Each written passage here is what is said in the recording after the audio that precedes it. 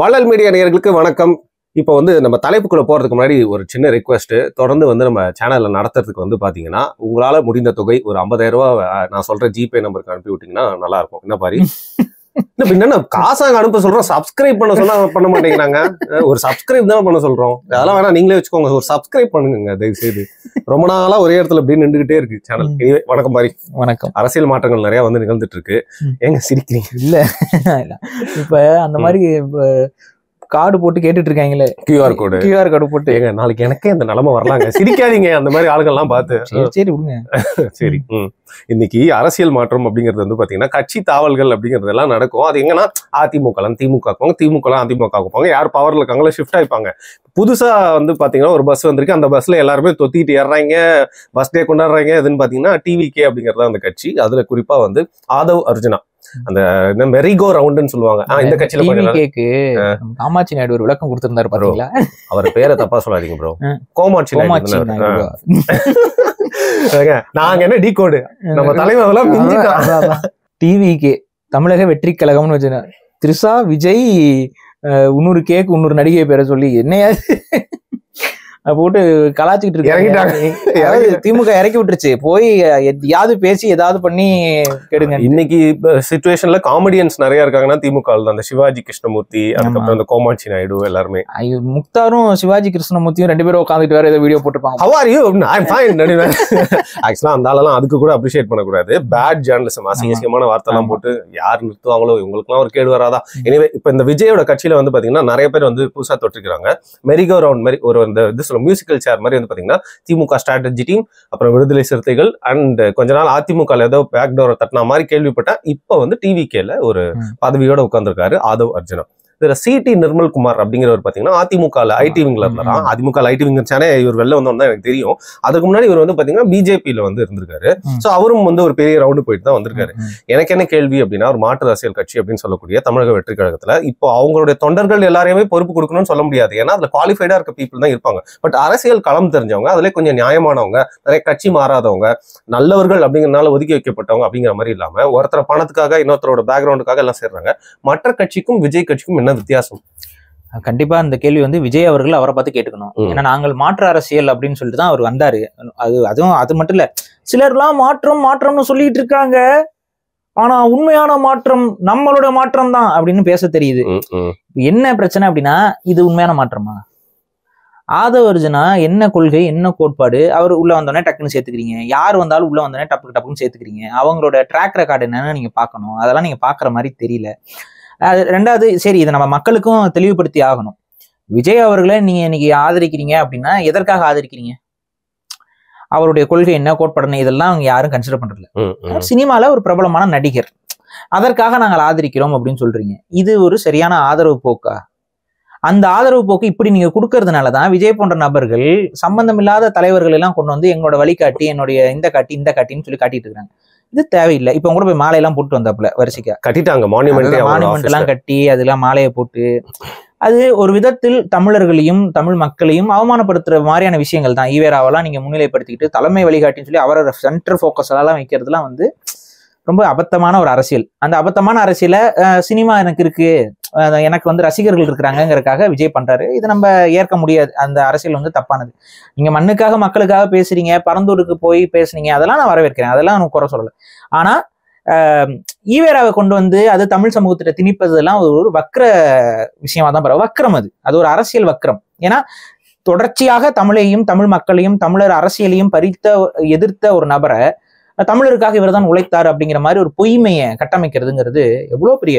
நாளைக்கு ராஜபக்சே தான் தமிழ் மக்களுக்காக உண்மையாக போராடினவர்னு யாராவது சொன்னா எப்படி இருக்கும்? அதற்கு நிகரான ஒரு விஷயம் தான் ஈவேராவை கொண்டு தமிழர்கள் மத்தியில காட்டுறது. இவர் தான் உனக்கு மானத்தை சொல்லி கொடுத்தாருன்னு. ஒவ்வொரு மேடையிலும் தமிழர்களை மானங்கெட்டத்தனமா திட்டியவர் தான் ஈவேரா. இவரெல்லாம் மானத்தை சொல்லி கொடுத்தாருன்னு பேசுறதுலாம் எவ்வளவு பெரிய அவமானகரமான ஒரு விஷயம். உங்களை ஒருத்தர் கெட்ட வார்த்தை திட்டிகிட்டே இருக்காரு. இவர் தான் உங்களுக்கு மானமா வாழ்றதுக்கு கத்து கொடுத்தாருன்னு சொன்னா அவனை மன்னிச்சு கூட விட்டுருவான். பட் அவன் தான் மானமா வாழ கத்து கொடுத்தான்னு சொல்றது எவ்வளவு ஒரு இரிட்டேட்டான ஒரு விஷயம். அதை நீங்க தமிழ் சமூகத்திற்கு பண்ணிட்டு இருக்கீங்க. இன்னைக்கு தமிழ் இளைஞர்களுக்கு ஒரு புரிதல் வந்துருச்சு. அந்த புரிதலின் அடிப்படையில மக்களுக்கு புரிதல் வர வர சில அரசியல்வாதிகளே ஈவேரா வழிகாட்டின்னு சொன்னவர்கள் கூட இன்னைக்கு ஈவேராவுக்கு எதிரான நிலைப்பாடு எடுத்துக்கிட்டு வந்துட்டாங்க. ஆனா விஜய் அவர்கள் வந்து இன்னும் விடாப்புடியா வந்து இப்ப இந்த அந்த ஆண்டு ஒரு வருஷம் ஆயிடுச்சா கட்சி தொடங்கி அந்த ஒரு வருஷத்திற்கு வந்து நீங்க நிகழ்வு பண்ணும்பொழுது அப்பனாச்சும் அந்த சிலைகளை எல்லாம் திறக்கிறதெல்லாம் தவிர்த்துருக்கலாம். சரி இது வேணாம், இது தேவையில்லாததா இருக்கும், நம்ம கொஞ்சம் நியூட்ரலா போயிடுவோம் அப்படிலாம் இல்ல நான் அப்படிதான், நான் 5 பேர் அறிவிச்சிட்டேன், நான் 5 பேருக்கு நிற்பேன், அதுல மித்தவங்களை விட்டுருங்க. ஈவேராவே ஏற்க முடியாது சுத்தமா. அம்பேத்கர் ஆனா உங்களுக்கு நம்ம விவாதங்கள் பண்ணியிருக்கிறோம். அம்பேத்கருடைய அரசியல் நிலைப்பாடு அதெல்லாம் நம்ம ஏற்கல. அது வந்து தமிழ் தேசியத்திற்கு உடன்பாடு கிடையாது. மித்தபடி அவர் வந்து நம்ம ரொம்ப ஈவேராவோட நம்ம கம்பேர் பண்ணல. பட் அவரை தமிழ் தேசியவாதிகள் ஏற்க முடியாதுங்கிறத நம்ம ரொம்ப ஸ்ட்ராங்கா சொல்றோம். விஜய் வந்து தமிழ் தேசியவாதி கிடையாது. அவர் ஏற்கிறது ஏற்காது சொல்றாருங்க. ஒத்தக்கண்ணா தமிழ் தேசிய வார்த்தையும் பயன்படுத்துறாரு. ஏன்னா அவருக்கு தெரியுது அதுல வந்து ஒரு கூட்டம் இருக்கு, அரசியல் புரிதல், அந்த அரசியல்ல வந்து நமக்கு சாதகமான தமிழ் தேசிய அரசியல் வந்து அந்த அளவுக்கு முட்டாள்தனமான அரசியல் கிடையாது. சோ விஜய் வந்து ஏத்துக்கிட்டு போயிட மாட்டாங்க யாரும்.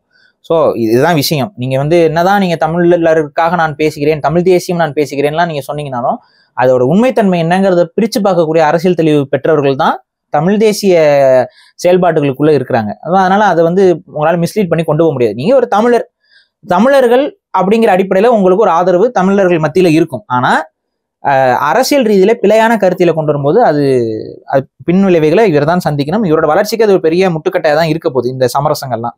ஸோ சமரசம் இல்லாத ஒரு தூய்மையான அரசியல் எடுத்துட்டு வாங்க, தப்பு கிடையாது. நீங்க யாரா வேணாலும் இருக்கலாம், அதை செய்யலாம்.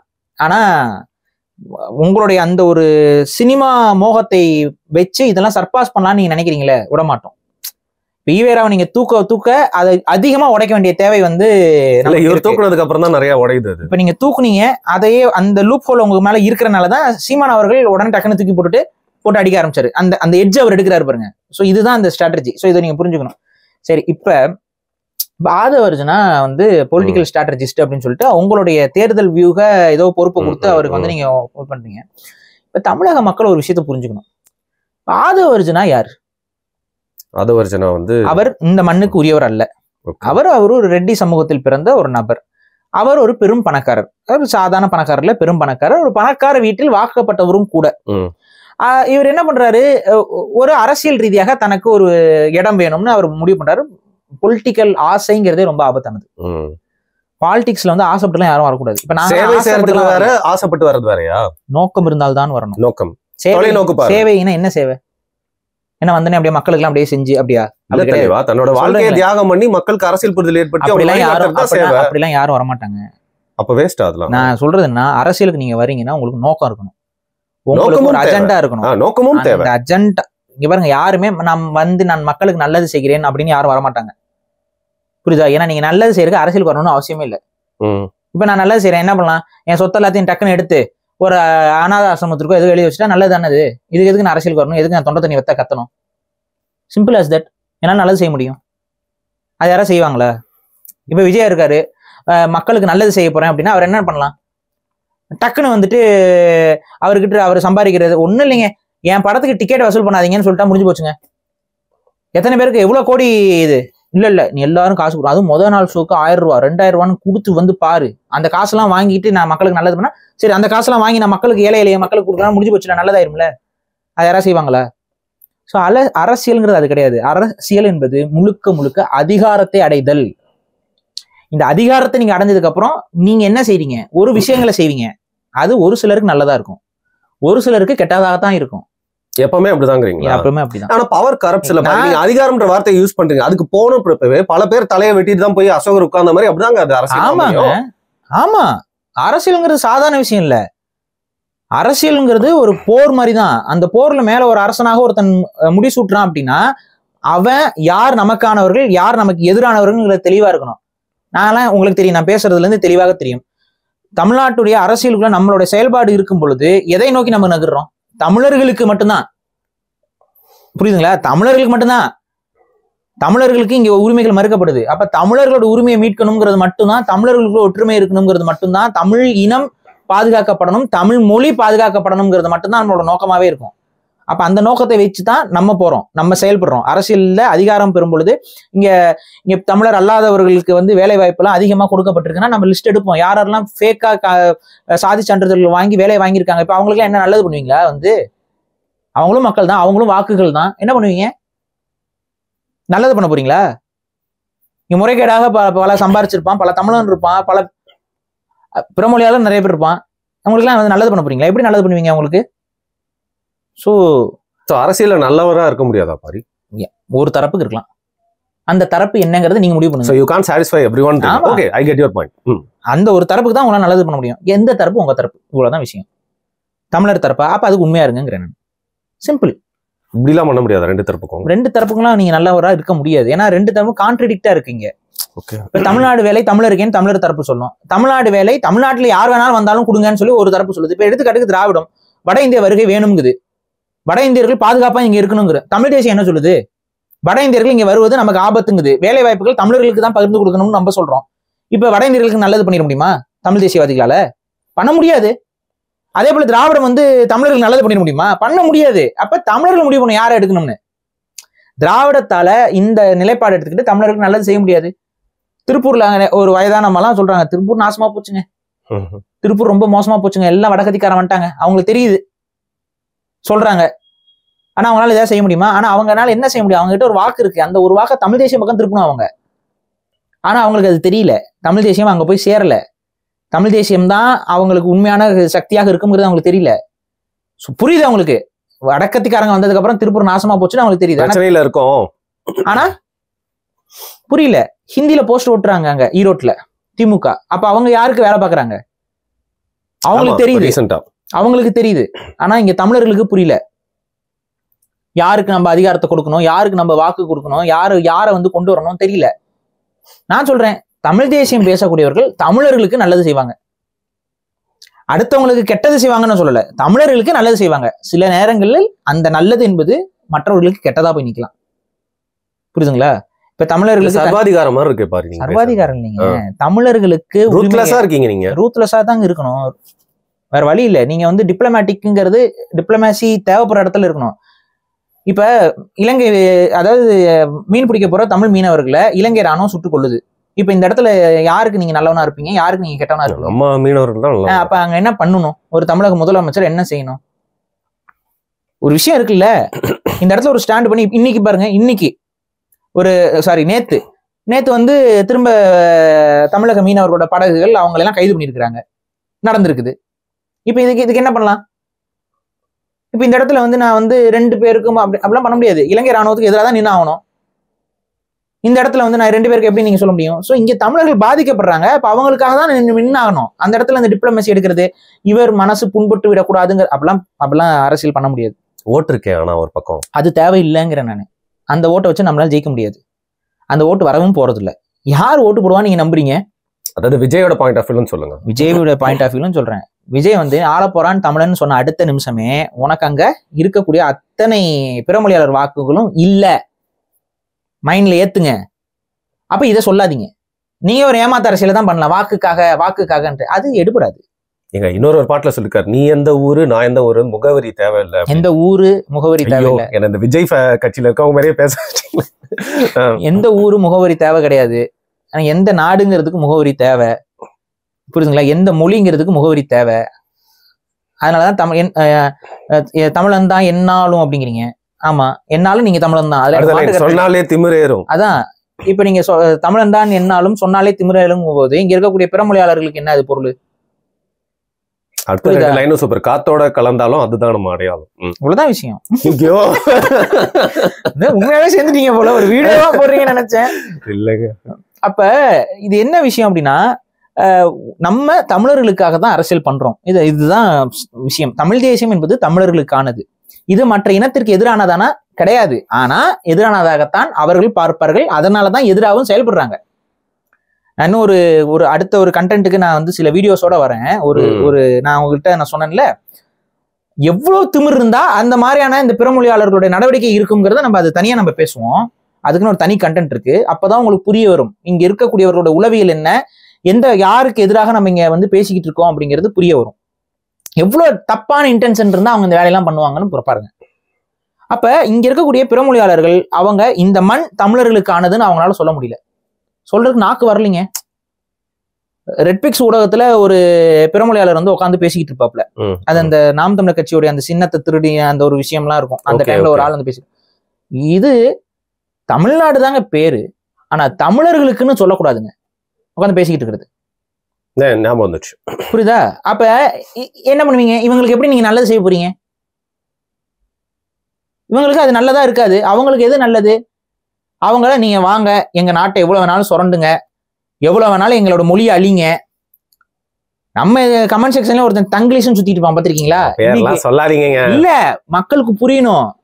அவன் இன்னைக்கு போட்டிருக்கான் சிங்கம் புலியை பத்தி நம்ம பேசணும், உங்க சேனல்ல கமெண்ட் ட்ரிகர் பண்றாராம். ஆனா பண்ணிதான், அதான் போர், விஜயநகர பேரரசு போர் தான் வந்து காட்டோட அரசனா. அதுக்கு பசங்க திட்டினோட வந்து புலிக்கு மார்னிங் பிரேக்ஃபாஸ்ட் காட்டு பண்ணி வேணுட்டே பண்ணன்னு சொல்லியிருக்காங்க கீழே. அதுதான் அவனோட நோக்கம் பாருங்க, அவன் பேரை பாருங்க, தமிங்கிலீஷ். ஏன்? அதாவது ஆங்கில கலப்போட தமிழை வச்சு நாசம் பண்ணணுங்கிறது அவனுடைய இன்டென்ஷன். நம்ம கமெண்ட் எல்லாம் டிலீட் பண்ணோம்னு கதறாம்போ, டே பண்றதே இல்ல. நான் இப்பவும் சொல்றேன், எந்த ஒரு கமெண்ட்டையும் நான் எல்லாம் டெலீட் பண்றதே இல்ல.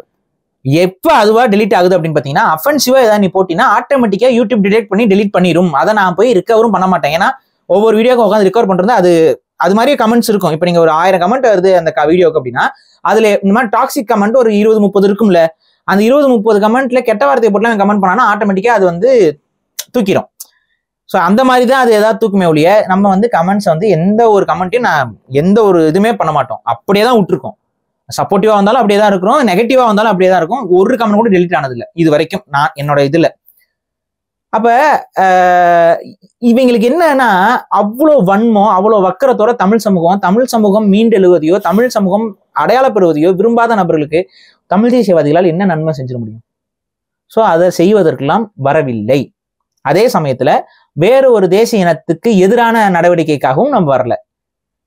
இந்த மண்ணுக்குள் வாழக்கூடிய அனைத்து மக்களுக்கும், இங்க வாக்குரிமை பெற்ற அனைவர்களுக்கும், குடியாகி இருக்கக்கூடிய அத்தனை பேருக்கும் இந்த மண்ணில் உரிமை உண்டு வாழ்வதற்கு.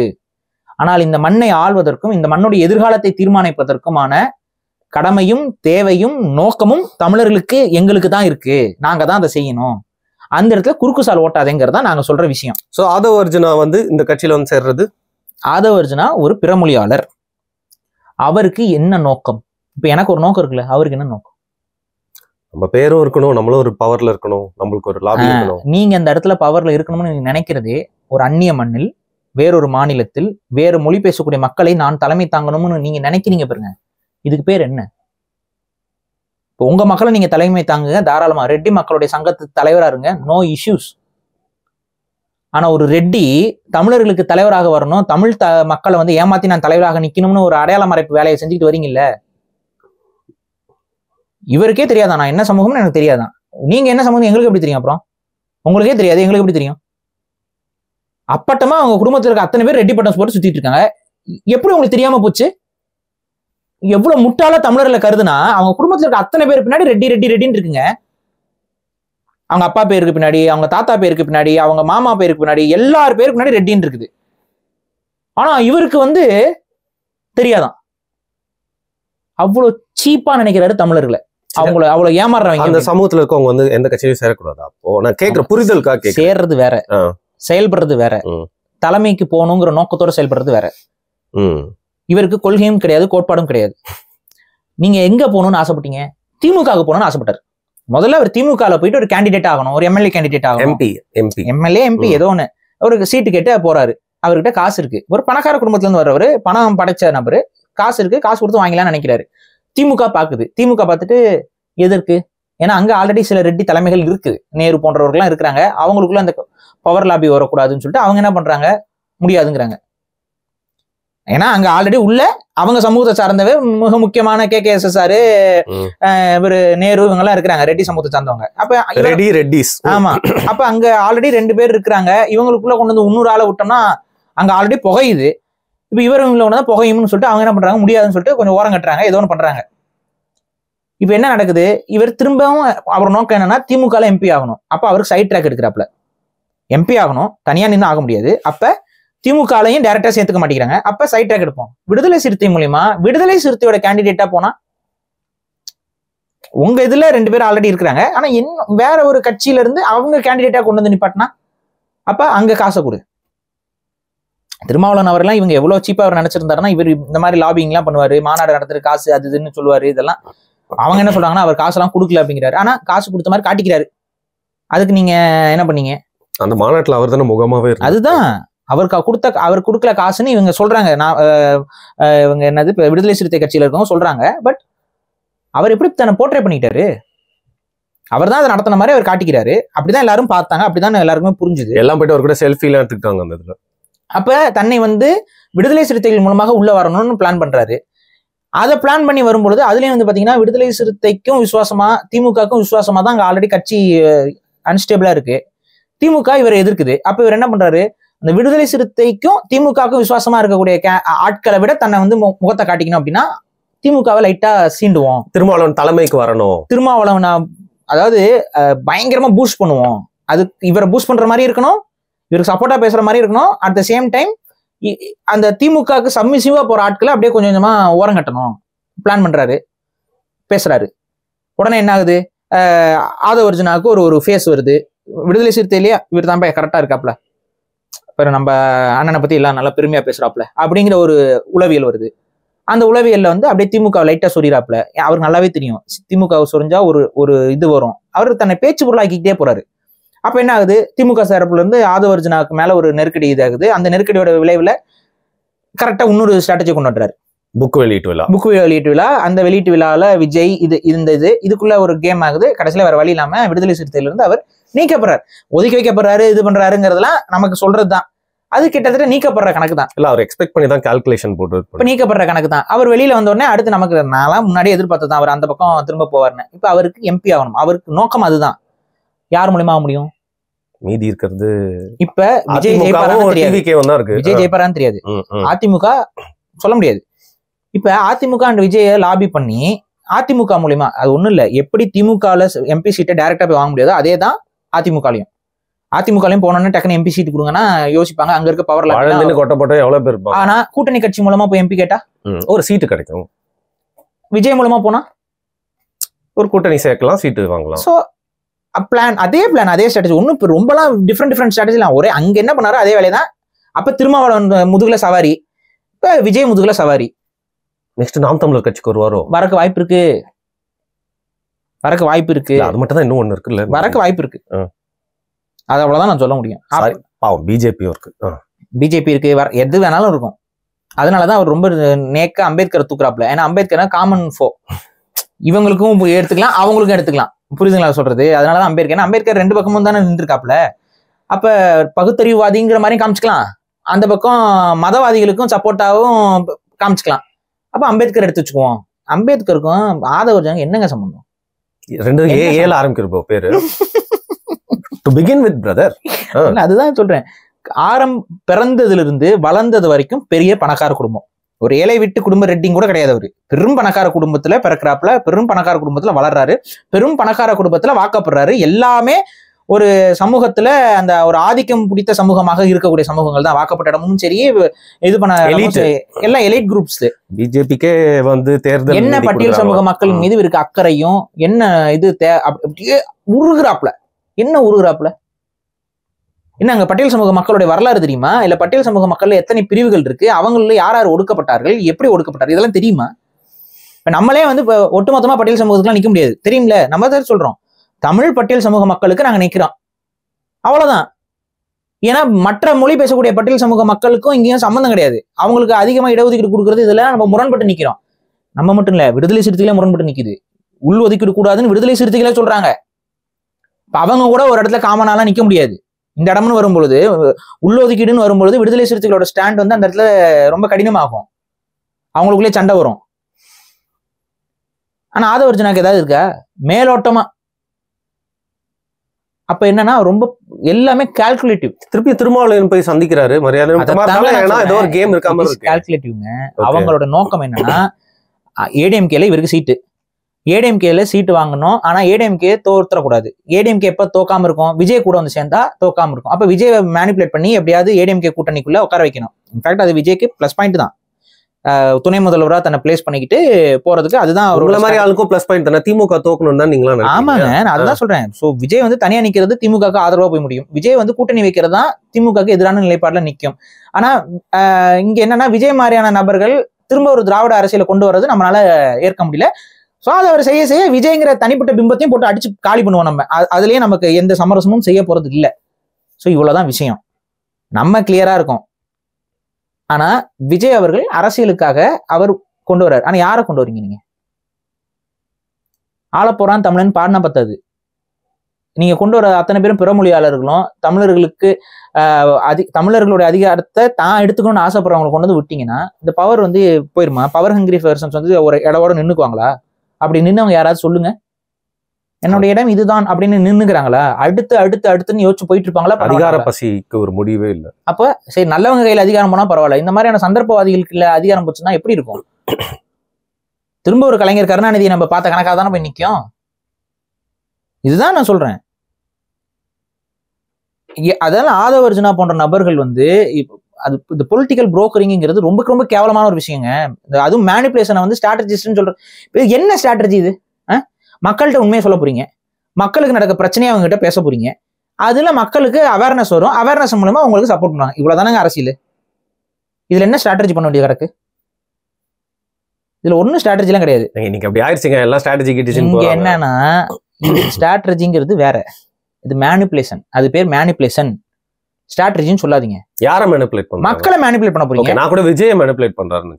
மக்களை மேனிபுலேட் பண்ண போறீங்க.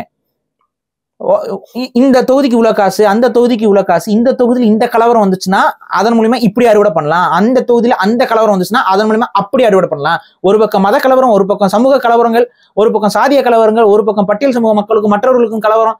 இந்த மாதிரி கலவரத்துல யார் பக்கம் ஸ்டாண்ட் எடுக்கணும், யாரோட ஓட்டை யார் பக்கம் திருப்பணுங்கிற ஒரு ஐடியா இருக்குல்ல, இதுதான் இவங்க ஸ்ட்ராட்டஜின்னு சொல்றாங்க. இது பேரு ஸ்ட்ராட்டஜில மேனிபுலேஷன். இப்போ நேத்தி வந்து பாத்தீங்கன்னா மதுரையில நடக்கிற நிறைய விஷயங்கள்லாம் வந்து பாக்குறப்போ என்னடா நம்ம தமிழ்நாடு இப்படி பண்ணிட்டாங்க. மேனிபுலேஷன் அந்த பகுதி. நான் தான் சொல்றேன், திருப்பரங்குன்ற மக்களுக்கு ஒரு விஷயம் புரிஞ்சுக்கணும். வெளியில இருந்து வரவன் எதுக்கு நீ வர? நீ முஸ்லீமாரு ஹிந்துவாரு, வெளியில இருக்கவன் வராத ஊருக்குள்ள. எங்க பிரச்சனை, ஊர் பிரச்சனை நாங்க உள்ள உட்காந்து பேசிக்கிறோங்கிற ஸ்டாண்ட் எடுத்தா மட்டும்தான் இதுல அவங்க தப்பிப்பாங்க. எங்க ஊர் பிரச்சனை நாங்க பேசிக்கிறோம். அங்க வந்து தர்கால வந்து முன்னாடியே கெடா வெட்டி இருக்காங்களா வெட்டலையா இதெல்லாம் நாங்க ஆய்வு பண்ணி உட்காந்து பேசிக்கிறோம். ஏன்னா உங்களுக்கு தெரியும் அங்க முன்னாடி நடந்த நிலைமை என்ன, எப்படி பழக்க வழக்கம் இருந்துச்சுன்னு. ஒவ்வொருத்தரும் ஒன்னொன்னு சொல்லிட்டு ஆயிடான். நம்ம அங்க கலா நிறுவனத்துல இருந்து சில போட்டோஸ் நமக்கு வந்திருக்கு. சில நமக்கு தமிழ் தேசிய சிந்தனை கொண்ட நபர்கள் அங்க போய் நம்ம அந்த வீடியோ பேசும்போது நம்ம பார்க்கல, நான் அதையும் தெளிவா பதிவு பண்ணியிருந்தேன். இப்ப பார்த்தாச்சு. அந்த சிக்கந்தர் ஷான்னு சொல்றீங்கல்ல, அந்த ஆளுடைய இது நம்ம வரலாறு அதெல்லாம் நம்ம பேசிட்டோம். ஆனா அங்க வழிபாடு எப்படி மாறி இருக்கு தெரியுமா? வரலாறு ஒண்ணு வழிபாடு ஒண்ணுங்கிற மாதிரி அங்க ரெண்டு சமூகத்தவர்களுமே போயிட்டு அங்க அந்த சடங்குகள் செஞ்சுட்டு இருந்திருக்காங்க. புரியுதுங்களா? அந்த அந்த சிக்கந்தர் ஷா இதுக்கு போயிட்டு முஸ்லிம்ஸும் அந்த கெடா வெட்டி வேண்டிக்கிறது பழக்கம். தமிழர்களையும் மற்றவர்கள், அதாவது இப்ப எல்லாமே தமிழ் தான், அங்க ஹிந்து மதத்துல இருக்கவங்களும் போய் அதை வேலையை பண்ணிட்டு இருக்காங்க. அது ஒரு பொதுவா தான் போயிருந்திருக்கு. ஏன் தர்காக்குள்ள போய் அவங்க வழிபடுறாங்க அப்படின்னா, ஆக்சுவலா அது தர்கா மாதிரியானவே இது இல்லை. அது ஒரு ஆக்சுவலா முஸ்லீம் இதை செய்யவே கூடாது, ஆனா அதை பண்ணிட்டு இருக்காங்க முஸ்லீம்ஸ். அவங்க என்ன பண்றாங்கன்னா, ஒரு குலதெய்வ வழிபாடு கான்செப்ட் இருக்குல்ல, அதை கொண்டு வந்து அப்படியே சிக்கந்தர் ஷான்னு சொல்லிட்டு மாத்தி வச்சிருக்காங்க. அங்க போனவங்க சொல்றது போட்டோஸ் இருக்குது, எவிடன்ஸ் இருக்குது, நம்மளால காட்டவும் முடியும். வச்சுக்கிட்டு தான் நான் பேசிட்டு இருக்கேன். அங்க அந்த தோல் உரிக்கிறதுக்கு ஆட்டுக்கு தோல் உரிக்கிற கருவிலாம் இருக்குல்ல, அதெல்லாம் வந்து அந்த சிக்கந்தர் தர்கால இருக்குது. அப்ப அதுக்கு மீனிங் என்ன? ஏற்கனவே அங்க ஏதோ நடந்துட்டு இருந்திருக்கு. அங்க வந்து கெடா வெட்டுற மாதிரி ஒரு ட்ரெடிஷனா அவங்க ஏதோ ஃபாலோ பண்ணிட்டு இருந்திருக்காங்க. சோ புதுசா கொண்டு வந்து அவங்க வெட்டல. அப்ப அது நடந்துகிட்டு இருக்கு. அப்ப இது யார் புதுசா இஷ்யூ ஆக்குறது? அதாவது மத கலவரத்தை. சரி, இதுல வந்து இப்ப முஸ்லிம்ஸும் பெரும்பான்மையா அதுல வெட்டுறாங்க. ஆனா அவங்க வெட்டிக்கிறதே அவங்களுடைய வழிபாடே தப்பு தான். எந்த ஒரு இஸ்லாமிய மதவாதிகள்கிட்ட போய் நீங்க கேட்டீங்கன்னாலும் அதை தப்புன்னு தான் சொல்லுவாங்க. ரீசன் என்ன?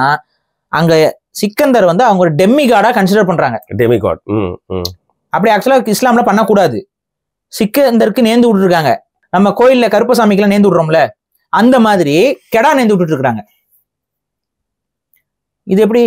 இது என்ன வழிபாடு? ஆக்சுவலா இது இஸ்லாமிய வழிபாடே கிடையாது. இது வந்து ஒரு நம்ம ஊர் குலதெய்வ வழிபாடு. அதை இவங்க அப்படியே உல்டாவா பண்ணி அதுக்குள்ள எதையோ கொண்டு வந்து குழப்பி விட்டு சிக்கந்தர் ஷான்னு சொல்லி கொண்டு வந்து வச்சு என்னமோ குழப்பி வச்சிருக்காங்க அந்த வழிபாட்டுல. இது எப்படி ஸ்டார்ட் ஆச்சு என்ன புரியல நமக்கு. அது ஒரு காம்ப்ளிகேட்டடான வர்ஷிப். ஆனா அதுல ஹிந்துக்களும் இருந்திருக்கிறாங்க. அந்த கெடா வெட்டுறது எங்க நாங்க பழக்கமா வெட்டிட்டு இருக்கிறது, நாங்க நேர்ந்து விட்டுட்டு இருக்கோம், சாமி கும்பிடுறோம்ங்கிறது அங்க ஹிந்துக்களும் சேர்ந்து பண்ணிட்டு இருந்திருக்காங்க. ஆனா இங்க இப்ப வந்து பிஜேபி உள்ள வந்து என்ன சொல்ல வருது, அங்க அந்த மலையில வெட்டப்படலை அப்படிங்குது. ஆனா அந்த மலையில தான் வெட்டி இருந்திருக்காங்க போல. ஸோ ரெண்டு சமூகமும் பிரச்சனை இல்லாம செஞ்சுட்டு இருந்த ஒரு விஷயத்த இப்ப இது ஊதி பெருசாக்கி இந்த மலையில நீங்க வெட்டக்கூடாது பண்ணக்கூடாதுன்னு சொல்லி ஒரு ரெஸ்ட்ரிக்ஷனை கொண்டு வந்துட்டு, இப்ப நான் என்ன சொல்றேன், நீங்க வெட்டணும்னு நான் சொல்லல. ஏன்னா நீங்க வெட்டுறதே அங்க இஸ்லாமிய மார்க்கத்துக்கு எதிரானது. சிக்கந்தர் ஷாக்கு நீங்க நேர்ந்து விடுறதே தப்பு. நீ ஒரு இஸ்லாமியரா இருந்தீங்கன்னா இதை செய்யக்கூடாது. இல்ல நான் இஸ்லாமியர் கிடையாது, நாங்க இது ஒரு தனிப்பட்ட ஒரு வழிபாட்டு முறை, நாங்கள் வந்து ஒரு நம்ம தமிழர் பண்பாட்டு முறைகள்ல கெடா வெட்டுற மாதிரியே தான் நாங்க பண்றோம், அது முஸ்லீமுக்கு வெட்டுற மாதிரி காமிச்சுக்கிறோம், அவ்வளவுதான், எங்களோட பழைய குலதெய்வத்தை தான் வெட்டுறோம்னா வெட்டிட்டு போங்க.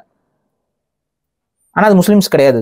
இல்ல பிரச்சனைனா இப்ப இதை வச்சு ரெண்டு கட்சியும் அரசியல் பண்ண பாக்குது. இப்ப என்னன்னா உடனே முஸ்லிம்கள் வெட்டுற மாதிரி இவங்க பேச, அவங்க இது பண்ணி பேக்க, அங்க நியூட்ரலா ஒரு பொதுவா ஒரு ஒர்ஷிப்பா அது போயிட்டு இருந்திருக்குங்கிறத ஏன் மறைச்சிட்டாங்க இன்னைக்கு? அது முஸ்லீம் ஒர்ஷிப்புங்கிற மாதிரி ஆயிப்போச்சு. இப்ப ஹிந்து வர்சஸ் முஸ்லீம் மாதிரி கொண்டு வராங்க. அப்ப இதுதான் பிரச்சனை. அப்ப அங்க ரெண்டு தரப்பும் வெட்டி இருக்குங்கிறதுக்கு சில எவிடன்சஸ் இருக்கு. ரீசன் என்ன, அந்த வெட்ட போனவங்கள ஹிந்துக்களும் அந்த போராட்டத்துல கலந்துருக்காங்க. அந்த போட்டோஸும் இருக்கு எங்கிட்ட. இப்ப அந்த போராட்டத்துல பொட்டு வச்சிருக்க பெண்களும் திருநீர் பூசியிருக்க ஆண்களும் அந்த போராட்டத்துல கலந்துருக்காங்க. சிக்கந்தருக்கு நாங்க கெடா நேர்ந்து கொடுப்போம்னு. சோ பிஜேபி, இந்து முன்னணி போன்றவர்கள் இதை வச்சு அறுவடை பண்ணலாம் பாக்குறாங்க. திமுக வேடிக்கை பாக்குது. திமுக ஸ்டிமுலேட் பண்ணுது, முஸ்லீம் இயக்கங்களை அனுப்பி விட்டு ஸ்டிமுலேட் பண்ணுது. ஆனா ஆக்சுவலா முஸ்லீம் இயக்கங்கள், நீ சிரிக்கொழிப்பு மாநாடு நடத்திட்டு இதுக்கு எதுக்கு வர? சிரிக்கொழிப்பு மாநாடுன்னு சொன்ன, இப்ப இதுதானே சிரிக்கு, நீ ஏன் இங்க வந்த? அப்ப இவன் என்ன பண்றான், மத கலவரத்தை தூண்டுறதுக்கு ரெண்டு தரப்பும் வேலை பார்க்குதுங்கிறேன் நானு. நியூட்ரலா இருக்குங்க அந்த வழிபாடு. இந்த சிக்கந்தருங்கிற அந்த கான்செப்ட் தமிழர் குலதெய்வ வழிபாடு, முஸ்லீம் ஆளு, இது எப்படி? சோ அது வந்து ஒரு கன்ஃபியூஷன்ல உருவாயிருக்குது அந்த வழிபாட்டு முறை. இவங்க முஸ்லீமா கன்வெர்ட் ஆயிருக்கிறாங்க, குலதெய்வத்துக்கு கெடா வெட்டிட்டு இருந்திருக்காங்க. அந்த குலதெய்வத்தை அப்படியே ஒரு முஸ்லீம் அரசனோட கொண்டு போய் சொருகி கொலாபரேட் பண்ணி தர்காவா மாத்தியாச்சு. ஆனா ஆக்சுவலா தர்கால போய் இந்த மாதிரி வழிபாடெல்லாம் செய்யக்கூடாது முஸ்லிம்ஸ், ஆனா பண்றாங்க. அப்ப இது வந்து ஒரு உள்முரணாக இருக்கக்கூடிய நிகழ்வு. பட் அது ஓகே, அது வந்து ஒரு நடந்துட்டு இருந்துச்சு. அது வந்து ரெண்டு சமூக மக்களும் அந்த ஒரு மாதிரி ஒரு இணக்கத்தோட அந்த வழிபாடுகளை செய்யறாங்க. அந்த பழைய தமிழ் ஐடென்டிட்டியோட அங்க இருக்கக்கூடிய இஸ்லாமிய தமிழர்கள் அதே ஐடென்டிட்டியோட கெடாவெட்டிட்டு இருக்காங்க. உல்டாவா இப்ப மாத்தி விட்டாங்க, ஆப்போசிட்டா எனிமிட்டி மாதிரி. இப்ப வந்து என்ன, ரெண்டு பேரும் சாமி கும்பிட்டு இருந்திருக்காங்க, அந்த தர்கால நேர்ந்து விட்டு இருக்காங்க, சாமி கும்பிட்டு இருக்காங்க, கெடாவும் வெட்டி இருக்காங்கிறதா நமக்கு தெரிய வருது இப்ப. ஏன்னா கெடா வெட்டாம இருந்திருந்தா அந்த தோல் உரிக்கிற கருவிகள் வந்து அந்த தர்கால இருந்திருக்க வாய்ப்பு இல்லை, இருக்குது, இப்பவும் இருக்குது. சோ இதை வச்சு மக்களை வந்து பிளவுபடுத்தி மேனிபுலேஷன் பண்ண பாக்குறாங்க. சோ இதே மாதிரி அரசியல் மேனிபுலேஷன் தான் சொல்றது என்னன்னா, இப்போ நான் சொல்றது என்னன்னா, அந்த கோயில்ல கெடா வெட்டக்கூடாதுன்னு அந்த ஊர் மக்கள் இரண்டு தரப்பும் சேர்ந்து முடிவு பண்றீங்கன்னா ஓகே. அதுக்கு இஸ்லாமியர்கள் ஒத்துக்கல அப்படின்னா நம்ம பேசலாம், பேசி அந்த மலையில கெடா வெட்டக்கூடாதுங்க, ஏன்னா வந்து முருகனுக்கு அது ஆகாதுங்கிற மாதிரி நீங்க ஏதோ பேசுங்க, அது ஓகே, அது மதம் சார்ந்தே பேசுவோம். ஆனா அங்க கெடா வெட்டுறவன் யாரு, முஸ்லீம் மட்டுமா? இது இந்த ஃபேக்ட் ஏன் மறைக்கிறீங்க? இப்ப புரியுதா? ஊர் வழக்கத்தை ஏன் மறைக்கிறீங்க? இந்த ஃபேக்டை ஏன் மறைக்கிறீங்க? பாஜக காரங்க ஏன் மறைக்கிறீங்க? இப்ப அங்க ஹிந்துக்களும் நேர்ந்து விட்டு இருக்காங்கல்ல, அவங்கள என்ன பண்ணலாம்? சிக்கந்தருக்கு நேர்ந்து விட்டா இது நடக்கும் அது நடக்கும்னு எப்படி நம்ம ஊர்ல குலதெய்வத்துக்கு கெடா வெட்டுவாங்களோ அந்த கான்செப்ட்ல அங்க வெட்டிட்டு இருந்திருக்காங்க. ரெண்டு பேரும் முஸ்லிம்ஸும் அடக்கம், ஹிந்துஸும் அடக்கம். இப்ப நீ வந்து இது முஸ்லிம்ஸ் மட்டும் அந்த பண்ணாங்கிற மாதிரி காமிக்கிறீங்க. இன்ஃபேக்ட் அது முஸ்லிம்ஸ்க்கே, அந்த முஸ்லாம் மதத்துக்கே அது எதிரான வழிபாடு இப்படி பண்றது. ஆனா அவங்க அந்த பழைய தமிழ் ட்ரெடிஷனோட டச்லயே தான் அவங்க போறாங்க. சோ ஆக்சுவலா இணக்கம் ஏற்படுத்த வேண்டிய இடம் இது. இணக்கமா இருக்கிறாங்க, அது வாட்டு நடந்துகிட்டு இருந்திருக்கு, ஃப்ரீயா விட்டுருக்கணும். ஆனா இந்த இடத்துல வந்து இது முருகனுடைய மலை, முருகனுக்கு அப்படி பார்த்தா முருகனுக்கே தான் பலி கொடுத்துருக்காங்க சங்க இலக்கியத்துல, அதையும் பேசுவோம்ல. முருகனுக்கு இன்னைக்கு சைவ சித்தாந்த மதத்துக்குள்ள முருகன் வந்து ஏற்றுக்கொள்ளப்பட்டதுக்கு அப்புறம் அந்த வழக்கம் இல்ல. ஆனா முருக வழிபாடுன்னு சங்க இலக்கியத்துல சொல்றது என்ன, சேவலை வேல்ல குத்தி வச்சிருக்காங்கல்ல. இன்னைக்குமே பழைய கோயில்ல வந்து பாத்தீங்கன்னா வேல் இருக்கும்ல, வேலு கீழே தட்டு மாதிரி ஒன்று இருக்கும், பாத்திருக்கீங்களா? அது எதுக்கு? வேல் இருக்கும், கீழே தட்டு மாதிரி ஒரு கட்டம் இருக்கும். அந்த கட்டம் எதுக்கு? கோழி அப்படியே போட்டு சொருகி வச்சிருப்பாங்க பலி கொடுக்குற மாதிரி. இன்னைக்கும் கெடா வெட்டுறது இதெல்லாம் வந்து தமிழர் வழிபாட்டு மரபுல இருக்கிறது தானே. கோயிலுக்கு உள்ளேயே கெடா வெட்டுற பழக்கம் இருக்கா இல்லையா குலதெய்வ வழிபாட்டுல? இருக்கு. சோ இது வந்து ஒரு ரெண்டு மதத்துக்கும் ஒரு பெரிய அப்படிலாம் பண்ற விஷயமே கிடையாது. இன்னைக்கு வரைக்கும் தமிழ்நாட்டில் இருக்கக்கூடிய அத்தனை கோயில்கள்லயும் பலிபீடம்னு ஒன்று இருக்கு. எதுக்கு இருக்குது நான் கேட்கிறேன்? தஞ்சை பெரிய கோயில பலிபீடம் இருக்கா இல்லையா? அப்படியா இருக்கு. அங்க நீங்க பலிபீடத்துல இப்ப தேங்காய் உடைக்கிறீங்க, அவ்வளவுதான். ஏன்னா சைவ சித்தாந்தம் வந்ததுக்கு அப்புறம் உயிர் பலியை வந்து அவங்க மறுத்துடுறாங்க. அதனால அந்த ஆனா பட் பழைய கன்ஸ்ட்ரக்ஷன்ஸ் அப்படிதானே இருக்கும். சரி, தஞ்சை பெரிய கோயில்லாம் கட்டும் பொழுதே அந்த ஒரு மரபுலயே பலிபீடம் வந்துருது. பட் பலிபீடம்னா என்னங்க?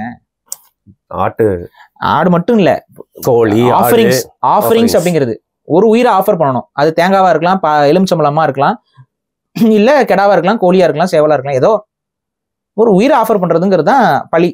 அது பேர் பலி. பலிபீடம் எல்லா கோயிலும் இருக்கு, இன்னைக்கு வரைக்கும் இருக்கு, எல்லா கோயிலும் இருக்கு. அதோட மரபு எங்கிருந்து ஸ்டார்ட் ஆயிருக்கும்? குலதெய்வ வழிபாட்டுல எல்லா குலதெய்வ வழிபாட்டுலயுமே பலி கொடுக்குறாங்க, ஐயனார் தவிர்த்து. ஐயனார் இருக்கிற கோயில்கள்ல பலி நடக்கும், ஐயனார் கண்ணை மட்டும் மூடிடுவாங்க. இதுதான் தமிழர் பழக்கங்க. இப்ப நாளை பின்ன இவங்க என்ன பண்ணுவாங்கன்னா, ஐயனார் இருக்க இடத்துல எப்படி நீ பலி கொடுப்ப கருப்பசாமிக்குன்னு வந்தா என்ன பண்ண முடியும்? உள்முரணை ஏற்படுத்துற அந்த மாதிரி ஒரு விஷயம் தான் இது. இல்ல என்ன சொல்றாங்க பாரி, இந்த குறிப்பிட்ட விஷயத்தை பத்தி நீங்க பேசுறப்போ பாரி வந்து எதுக்கு தேவையில்லாம பிஜேபி எதிர்க்கிற, அது மட்டும் இல்லாம முஸ்லீமுக்கு சாதகமா பேசுறாங்க. இன்னொரு தரப்பு வந்து நம்மள சங்கிங்கிறாங்க. இந்த பொழப்பு என்ன பாரு இப்படி ஆயிடுச்சு. அவங்களுக்கு தேவை கலவரம், அவங்களுக்கு தேவை கலவரம். கலவரம் கூடாதுன்னு பேசுறான் அத்தனை பேரும் அவனுக்கு எதிரிப்ப.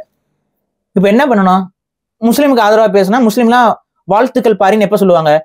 சிக்கந்தர் மலையில் கெடா வெட்டியே தீருவோம், இல்லை என்றால் ஒருத்தன் பேசியிருக்கிறான். இது வரலாம் ஆளை விட்டோம்ங்கிறான், பைத்தியம் பேசியிருக்கான், வீடியோல இருக்கு ஒரு முஸ்லீம் ஆளு.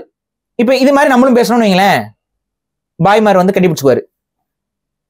அல்ல அப்ப அந்த பக்கம் போனீங்கன்னா வந்து திருப்பரங்குன்றம் வந்து முருகனுடைய முப்பாட்டன் முருகனுடைய இதை புனிதத்தை காப்பாற்றுவோம், வேலை எடுத்துக்கிட்டு வாங்க, தகர்த்தெறிவோம், இந்த மாதிரி பேச அந்த தர்கா உடச்செறிவோம்னு பேசினா இவன் உடனே இவன் ஆதரவு கொடுப்பான்.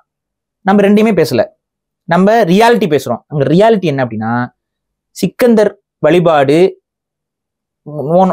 ஓப்பனா சொல்றேங்க, இங்க நிறைய பேர் நீங்க வழிபாட்டை எப்படி முட்டாள்தனமா உருவாக்குறீங்களோ அந்த மாதிரி தான் உருவாக்கி வச்சிருக்கீங்க. வெளிப்படையா சொன்னா அதான் உண்மை. நீ அஃபண்ட் ஆனா ஆயிக்கோ. பெரியார் சிலையா சொல்றீங்க? எல்லா சிலையும் அப்படிதான் வழிபாடப்படுது. எந்த நோக்கத்துக்காக எதற்காக வழிபடுறோம்னு தெரியாம ஒரு வழிபாடு ஆரம்பிக்கல. ஷூலாம் கழட்டி வச்சுட்டு போனா அது வந்து அந்த மாதிரி தான் ஆரம்பிச்சு வச்சிருக்கு. ஒரு நம்பிக்கையின் அடிப்படையில் உருவாக்கிட்டீங்க அந்த வழிபாட்டை. அந்த வழிபாட்டை யாரு உருவாக்குனா நமக்கு தெரியாது. ஆனா அந்த வழிபாட்டுல இன்னைக்கு இருக்கிறவங்க யாருன்னு பாத்தீங்கன்னா பெரும்பான்மை முஸ்லிம்ஸ். சிக்கந்தர் ஷாக்கு போய் பலி கொடுத்து அதன் மூலமா சிக்கந்தர் வந்து நமக்கு செய்யறாப்லன்னு நம்புறாங்க முஸ்லிம்ஸ் பெரும்பான்மை. அதுல ஒரு தரப்பு ஹிந்துக்களும் உண்டு. தான் உண்மை. ஹிந்துக்களும் போய் அந்த வேலையை பண்ணிட்டு இருந்திருக்கீங்க. ஏன் பண்ணீங்க, எதுக்கு பண்ணீங்க தெரியாது, பட் பண்ணிருக்கீங்க. நாகூர் தர்காக்கு என்ன கூட தான் கொண்டு போய் மந்திரிச்சு விட்டுருக்காங்க சின்ன. அதை தாங்க இப்ப நீங்க என்ன உடனே வந்து நீங்க இந்து விரோதி ஆயிருவீங்களா? தெரியலையே. இப்ப நாகூர் தர்கால உங்களுக்கு வந்து மந்திரிச்சு கொடுக்கறதே ஆக்சுவலா இஸ்லாம் இது அடிப்படையில தப்பான ஒரு விஷயம். ஆனா இங்க இருக்க தமிழ்நாட்டுல அப்ப புரியுதா? மதவாதம் இல்ல தமிழ்நாட்டுல. எய்தர் முஸ்லிம் எய்தர் ஹிந்து, இங்க மதவாதம் இல்ல, ஒற்றுமை இருந்திருக்கு. ஏதாவது மனப்பிரச்சனை இந்த பிரச்சனை பேய் பிடிச்சிச்சு அதுன்னா தர்காவுக்கு கூட்டிட்டு போவாங்க, அங்க வந்து உட்கார்ந்து இருக்கவரு ஓதுவாரு. ஆனா இதை வந்து ஒரு தர்கால பண்ணணுமானா பண்ணக்கூடாது. அங்க வந்து விபூதி அடிக்கணுமானா அடிக்க கூடாது. அங்க மயில் ரகை வச்சு தடவணுமானா தடவக்கூடாது. அங்க சாம்பிராணி போடணுமானா போடக்கூடாது. இது எதுவுமே முஸ்லிம் இஸ்லாத்துல பண்ணக்கூடாது. ஆனா நீங்க பண்றீங்க. எதுக்கு பண்றீங்க? இணக்கத்துக்காக பண்றீங்க. அது பண்பாட்டுல கலந்துருக்கு. தாயத்தை கொடுக்கலாமா? நீ கொடுக்க கூடாது. உனக்கு என்ன அதிகாரம் இருக்கு கொடுக்குற? பிள்ளையாருக்கு எப்படி மரியாதை கூடாது. ஆனா நீ கொடுக்குற. எதனால கொடுக்குற? இணக்கம். அது உன்னுடைய மூதாதையர் வழிபாடு. உன் மூதாதையர் வழிபாடு என்ன? தமிழர் வழிபாடு. இன்னைக்கு நீ சிக்கந்தர் ஷாக்கு ஏன் கடா வெட்டுற? உன் கடா வெட்டுற வழிபாட்டை நீ விடாம பண்ணிக்கிட்டு இருக்க. அவ்வளவுதான் விஷயம். ஆனா யாருக்கு வெட்டுறங்கிறத மாத்தி விட்ட. அப்ப உன்னோட மூதாதை வழிபாட்டுகளை நீ அப்படியே ஃபாலோ பண்ணிட்டு இருக்க. அதனால நமக்குள்ள ஒரு இணக்கம் இருக்கு. தமிழ்நாட்டுல இஸ்லாமியர்களுக்கும் தமிழர்களுக்கும் அந்த இணக்கம் என்பது இருப்பதற்கு காரணம் என்னன்னா, நீயும் தமிழனா இருக்க, நானும் தமிழனா இருக்கேன், நம்ம ரெண்டு பேரும் ஒன்னா இருக்கோம். இது இவங்களுக்கு எவனுக்குமே பிடிக்கல. உடச்சூடு, இதை உடச்சூடுங்கிறா. நீங்களும் புரியாமே வந்து பேசுறீங்க. அவன் நோக்கம் என்னன்னா உங்களுக்குள்ள சண்டை மூட்டி விடுறது. என் நோக்கம்னா அந்த சண்டையை தீர்த்து விடுறது. இப்ப இந்த சண்டையை தீர்க்கறதுக்கு என்ன வழி? என்கிட்ட கேள்வி, நான் வழி சொல்றேன். அதனால அதான் சொல்ல முடியும். சண்டை நீ போடணும்னா என்கிட்ட வழி கிடையாது. சண்டை போடணும் நீ என்னமோ போய் பண்ணிக்கோ. நான் சண்டையை முடிச்சு வைக்கிறது தான் வழி சொல்லுவேன். இஸ்லாமிய தரப்பு வாங்க, இங்க இருக்கக்கூடிய முருகனை வழிபடுற தரப்பு வாங்க. அந்த ஊர் மக்கள் மட்டும்தான் வந்து உட்காருங்க, பேசுங்க. இந்த ஃபர்ஸ்ட் கேள்வி, ஃபர்ஸ்ட் டிபேட்ல முதல் கேள்வி, சிக்கந்தர் ஷாக்கு யாரெல்லாம் பலி கொடுத்திருக்கோம், அவர்கள் எந்தெந்த மதத்தை பின்பற்றுபவர்கள்?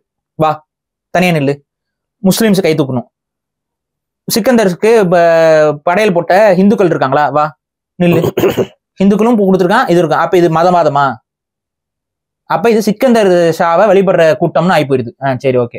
இப்ப சிக்கந்தர் வழிபடுறவங்க இப்ப ஓகே, இப்ப முஸ்லீம், நாங்கள் முஸ்லீம்னு சொல்றவன் இதை நீ செய்யக்கூடாது, செய்யாம இருக்கீங்களாப்பான்னு கேளுங்க. இல்ல அப்ப நீ வந்து முஸ்லீம் தரப்புன்னு சொல்லாத, நீ மீது தமிழர் தரப்பு தான் நீயும். ஏன்னா நீ முஸ்லீமா இருந்தா இதை நீ செய்யக்கூடாது. குரானுக்கு எதிராக நீ பேசக்கூடாது, செய்யக்கூடாது. செய்யறீல, அப்ப நீ முஸ்லீம்னு சொல்லிட்டு வராத. நான் தமிழ்நாட்டுக்காரங்க, நான் தமிழ்ல இருக்கேன், இங்க இருக்கேன், ரொம்ப வருஷமா என்னோட முன்னோர்கள் அங்க பலி கொடுத்துட்டு சாமி கும்பிட்டு இருக்கேன், எங்களுக்கு நல்லது நடந்துச்சு, அதனால நாங்க அதை செய்யறோம். சரி, அது நீ ஆனா முஸ்லீம் கிடையாது, வா இந்த பக்கம். நீயும் முஸ்லீம் இல்ல, இவரும் முஸ்லீம் இல்ல, இப்ப வா, அப்ப நீ என்ன சொல்ற, பலி கொடுக்கணுங்கிறியா? நீ என்ன சொல்ற, இந்த ஹிந்துவா இருந்து பலி கொடுக்குறவன் பலி கொடுக்கணுங்கிற. இப்ப நீ என்ன சொல்ற? கொடுக்க கூடாதுங்க. ஏன் கொடுக்க கூடாது? இவ்வளவு வருஷமா கொடுக்கலன்னு அவர் சொல்லணும். ஆனா இவ்வளவு வருஷமா கொடுத்துருக்காங்களா, கொடுக்கலையா? கொடுத்துருக்காங்க. இப்ப கொடுத்தனால முருகனுக்கு பவர் போயிருச்சா? பவர் போகல. அப்ப பவரோட தான் முருகன் இருக்காரு. அப்ப முருகனுக்கு அது பிரச்சனையா? சரி, முருகனுக்கு பலி கொடுக்கவே கூடாதுன்னு சொல்ல வரியா? இல்லைங்க, சங்க காலத்துல எல்லாம் பலி கொடுத்துருக்காங்க. அப்ப என்ன பிரச்சனை? இங்க பிரச்சனை என்ன? உட்காந்து பேசினாவே பிரச்சனை முடிஞ்சிடும். ஆனா இங்க அப்படி உட்காந்து பேச விடாம தடைய போட்டு விட்டு 2 தரப்புலையும் வந்து சண்டையை மூட்டி விட்டு ஒரு ஊரே ஸ்டன் பண்ணி விட்டு ஃபர்ஸ்ட் அவங்க என்ன சொன்னாங்க, மேல கெடா வெட்டாதீங்க நாங்க, புரியுதா, கீழே வெட்டிக்கலாம் நாங்க. இப்ப கீழே வெட்டக்கூடாதுன்னு சொல்லி யார மாத்தி விட்டது? புரியுதா? அப்ப கோயிலை சுத்தி பாதுகாப்பே போட்டாங்க. அப்படியே மூட்டி விடுறான், ஊதுறான், நெருப்பு ஊதுறான், ஃபூன்னு. நான் என்ன சொல்றேன், முஸ்லீமா இருக்காத, ஹிந்துவா இருக்காத, தமிழனா இரு. தமிழனா உட்காந்து பேசுங்க. தமிழனா இந்த பிரச்சனைக்கு தீர்வு காண முடியும். ஆனா முஸ்லீம் அண்ட் ஹிந்துவா இந்த பிரச்சனைக்கு தீர்வு காண முடியாது. இதுதான் என்னோட ஸ்டாண்டு. தமிழனா இருந்தீங்கன்னா பிரச்சனைக்கு தீர்வு இருக்கு. முஸ்லீமா இருக்கியா, ஹிந்துவா இருக்கீங்கன்னா அடுத்த அயோத்தி நீதான் ராஜா. கேட்கவே அடுத்த அயோத்தி நீதான். நாளைக்கு அவன் என்ன பண்ணுவானா, இந்த மாதிரி ஒரு வேலையை பண்ணுவான். அதுக்கப்புறம் ஒரு பிரச்சனை நடக்கும். அப்புறம் இங்க இருக்க முஸ்லிம்ஸ்க்கு எதிராக பெரிய அளவு ஒரு இதை தூண்டுவான். இங்க மத கலவரத்தை பண்ணுவான். நீயும் சும்மா இருக்க மாட்டேன், லூசுத்தனமா எதையாவது படிச்சுக்கிட்டு அந்த ISIS இதெல்லாம் பார்த்து இன்ஃபுளுன்ஸ் ஆகி நீ ஒரு முட்டாள்தனம் பண்ணுவ. இந்த முட்டாள்தனத்தை இவங்க கிட்ட காட்டுவான். மாத்தி ஒரு கலவரத்தை உண்டாக்கி அவங்க உட்காந்து உன்னையும் என்னையும் மாறி மாறி சுரண்டி திம்மா குஜராத் ஆக்கி விட்டுருவாங்க. இதுதான் நடக்க போகுது. இதுக்கு ஓகேனா நீ என்னமோ பண்ணிக்கோ, இப்ப பண்ற மாதிரியே பண்ணு. இல்லைன்னா உட்காந்து பேசு. உட்காந்து பேசுறதுக்கு இறங்கி வா 2 தரப்பும். சரி, ஓகே. இப்போ இந்த விஷயம் நடந்துட்டு இருக்கிறனால நான் கேட்டேன். இப்போ மேனிபுலேஷன் எடுத்துட்டு வந்தீங்க. ஸோ இப்போ ஆதவர்ஜனா போன்றவர்கள் இல்ல விஜய் கட்சியை வந்து இது மாதிரி ஆளுங்களை சேர்த்துக்கிறது எல்லாமே ஒரு மேனிபுலேஷன். ஒண்ணுமே இல்ல, வேங்கவேலுக்கு இழுத்துட்டு போறாருல விஜய் வந்து வேங்கவேலுக்கு வரணும்னு சொல்றாங்கல்ல. ஏன் வேங்கவேல் என்ன நடந்துச்சு இப்ப வரைக்கும் தெரியலையே. நம்ம என்ன சொல்றோம், ஆரம்பத்துல நான் சொல்லிட்டேன், இது வந்து அந்த ஊருக்குள்ள நடந்த ஒரு பிரச்சனை. அதை நீங்க வந்து வேணும்னே சாதிய ரீதியாக கட்டமைக்கிறீங்க. மேனிபுலேஷன் தான் அதுவும். ஆரம்பத்துல ஏங்க எவன் கலந்தான்னு தெரியாது, இப்போ வரைக்கும் தெரியல. இன்னைக்கு 4 பேரை பாவம் பிடிச்சி வச்சிருக்கீங்க. ஏன்னா டேங்க்ல ஏறினாராம் அவரு. அந்த 3 பேர் டேங்க்ல ஏறி போட்டோ எடுத்திருக்காங்கிற காரணத்தை காட்டி நீங்க பிடிச்சி வச்சிருக்கீங்க. அவங்க தான் கலந்தாங்களான்னு நமக்கு தெரியாது. இப்ப நான் கேட்கிற ஒரே கேள்வி, எவன் கலந்தானே தெரியாது. ஆனா எந்த நோக்கத்துக்கு கலந்தானே எப்படி உங்களுக்கு தெரியும்? ஃபர்ஸ்டே முடிவு பண்ணிட்டாங்க சாதிய ரீதியா தான் கலந்தாங்கன்ட்டு. அப்புறம் இன்னொரு ஒரு கேவலமான ஒரு வேலையை பண்ணிச்சு கவர்மெண்ட். அதாவது ஒரு டீ கடைக்கு நம்ம போறோம், ஒரு சாதாரணமா டீ கடைக்கு போறோம். அங்க பேப்பர் கப் இருக்குமா இருக்காதா? கண்டிப்பா இருக்கும். அங்க கிளாஸ் டம்ளர் இருக்குமா இருக்காதா? டபரா செட் இருக்குமா இருக்காதா? இப்ப இரட்டைக்கு இல்லையா? எனக்கு பிடிச்சதெல்லாம் நான் குடிச்சிட்டு போறேன். பேப்பர் கப்ல கொடுங்கன்னா பேப்பர் கப்ல கொடுக்க போறாரு, கிளாஸ்ல கொடுங்கன்னா கிளாஸ்ல கொடுக்க போறாரு. டபரா செட் வேணும்னு கேட்டீங்கன்னா டபரா செட்ல கொடுக்க போறாரு. கரெக்டா இல்லையா? நான் ஏன் அந்த இதை ப்ரெஃபர் பண்ண மாட்டேன்னா, நம்மளால 2 விரல விட்டு கழுவிட்டு சாதாரணமா போட்டுருவாரு. ஐயோ சரி, அந்த பேப்பர் கப் கொடுங்க. அதனால நானும் பேப்பர் கப் தான். நானும் பேப்பர் கப் தான். சில நேரங்கள்ல ரொம்ப சூடா இருக்கிற சிச்சுவேஷன்ல கிளாஸ் வாங்குவேன். கிளாஸ்ல வந்து கொஞ்சம் சூடு கம்மியா கிடைக்கும். பேப்பர் கப்ல இவங்க தழும்பு கொடுத்தாங்கன்னா பிடிக்க முடியாது. ஸோ இந்த காரணத்துக்காக நான் வாங்குவேன். எங்க அம்மா எல்லாம் போனாங்க அப்படின்னா டபரா செட்டோட தான் வாங்குவாங்க. ரீசன் என்ன, ஆத்தி குடிக்கிறதுக்கு பழக்கமே இல்லைங்க. அந்த ஆத்தி குடிக்கிறதுக்கு அவங்க வாங்குவாங்க. இது ஒவ்வொருத்தவங்களோட ப்ரிஃபரன்ஸ். அவங்க இந்த டம்ளர் 3 இருந்துச்சுங்கிற ஒரு ஆதாரத்துக்காக ஒரு டீ கடைக்காரனை வேணும்னே கைது பண்ணீங்களே, என்ன நோக்கத்துக்காக பண்ணீங்க? பாலிடிக்ஸ். அந்த ஊருக்காரங்கன்னா அப்ப என்ன பேட்டி கொடுத்தாங்க? தேவைன்னா சாட்டை துறைமுருகன் அந்த டைம்ல போய் ஊருக்காரங்களை போய் பேட்டி எடுத்தாங்க. எங்க ஊர்ல அப்படிலாம் பிரச்சனை கிடையாதுங்க, தேவையில்லாத சாதிய கலவரத்தை உருவாக்குறதுக்கு இந்த வேலையை பண்றாங்க, யாரும் அப்படிலாம் கலக்கிற ஆளு கிடையாதுங்க. நான் அப்போ என்ன சொன்னேன், இது வந்து அப்பட்டமா இது வந்து பட்டியல் சமூக மக்களையும் மற்ற மக்களுக்கும் எதிராக கலவரத்தை ஏற்படுத்தணுங்கிறதுக்காகவே ஒரு அரசியல் நாடகம் இங்க நடக்குதுன்னு சொன்னா இல்லையா? நீங்க பேசும்போது என்னடா பாரு இப்படி பேசுறாரு அப்படின்னு சொல்லிட்டு எனக்கே உங்க மேல செம்ம கடுப்பா இருந்துச்சு. நான் சொன்னா இல்லையா, இது நாடகம் ஆடப்படுகிறது, இது வேண்டாம், இதை நம்பி உள்ள இறங்காதீங்க, இது வந்து அந்த ஊருக்குள்ளேயே பேசி முடிச்சிடுற விஷயம், இது பல ஊர்கள்ல நடந்துகிட்டு இருக்குங்க, இது சாதாரணமா நடக்கிற விஷயங்க. இது இப்ப குளிக்க ஒண்ணும் இல்ல, நம்ம விஜய் சித்து இருக்காப்ல, விஜய் சித்து ஒரு விளாக் பண்றாப்ல, ஓடுற தண்ணி இதுல வந்து யூரின் போற மாதிரி ஒரு காமெடி பண்ணி வச்சிருக்காங்க. இப்ப என்ன பண்ணலாம்? அது காமெடியா? சரி, ஓகே, அது காமெடின்னு பண்ணி வச்சிருக்காங்க. அவங்க குடிக்கிறது இதெல்லாம் போட்டு அதுல காட்டுவாங்க கன்றாவியா. இப்ப இதே வந்து இவங்களுக்குள்ள சாதி மதத்தை வச்சு நீங்க பேசுனீங்கன்னா என்ன ஆகும்? என்ன ஆகும்? காமெடி. ஆனா என்ன ஆகும்னு நான் கேக்குறேன், புரியுதா? இப்ப இந்த மாதிரி அது வந்து ஆறு போயிருது, குளமா இருந்துச்சுன்னா என்ன ஆகும்? குளத்துல ஒருத்தன் மூத்திரம் அடிக்கிறான், கண்ணுல பாக்குறாங்க, அவன் ஒரு சாதிக்காரனா இருக்கான், ஒரு மதத்துக்காரனா இருக்கான், என்ன ஆகும்? எல்லாருமே ஏதாவது சாதிக்கார மாத்துக்காரா தானங்க இருப்பாங்க. ஆமாங்க. இப்ப அவனுக்கு ஒரு அடையாளத்தை கொடுத்து நம்ம பிரச்சனை பண்ணா அப்ப விஜய் சுத்து என்ன ஆவாரு? அந்த யூரின் போறவர் என்ன ஆவாரு? இதெல்லாம் ஒரு கன்றாவியான காமெடி. இதெல்லாம் பண்ணாதீங்க. இதெல்லாம் பாக்குறீங்க பாருங்க நீங்க. கட் பண்ணி போடுறாங்க. ஆனா ரொம்ப அருவருப்பா இருந்துச்சு அது. நிறைய பேர் ரிலாக்ஸிங்காக அந்த காமெடி பாக்குறாங்க. காமெடின்னு போட்டீங்களே. அதே மாதிரி எவனோ ஒரு பைத்தியக்காரன் ஏதோ ஒரு வக்கரத்திலயோ இல்ல ஏதோ ஒரு முட்டாள்தனத்திலயோ அந்த அசிங்கத்தை பண்ணியிருக்கான்னு வச்சுக்குவோம். அவன் என்ன நோக்கத்துக்கு பண்ணானே தெரியல.